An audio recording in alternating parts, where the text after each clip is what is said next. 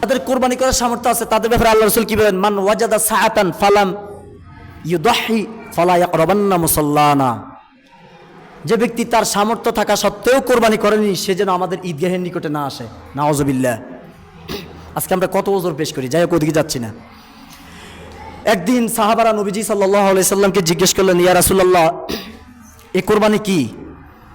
তখন নবীজি উত্তর দিলেন, এটা তোমাদের পিতা হযরত ইব্রাহিম আলাইহিস সালামের সুন্নাহ। তখন তারা আবার নবীজিকে জিজ্ঞেস করলেন, ইয়া রাসূলুল্লাহ, এতে আমাদের জন্য কি রয়েছে? তখন আল্লাহর নবী বললেন, কোরবানির পশুর প্রত্যেক লোমের পরিবর্তে একটি করে নেকি রয়েছে। সুবহানাল্লাহ। তারা আবার প্রশ্ন করলেন, ইয়া রাসূলুল্লাহ, পশমওয়ালা পশুর প্রত্যেক পশমের পরিবর্তে কি তা হবে? কারণ এগুলোর পশম তো অনেক। তখন আল্লাহর নবী উত্তর দিলেন যে পশমওয়ালা পশুর প্রত্যেক পশমের পরিবর্তে নেকি রয়েছে। সুবহানাল্লাহ। অতএব আল্লাহর নেকির ভান্ডার সংকীর্ণ নয় যেমনটি তোমরা ধারণা করেছ।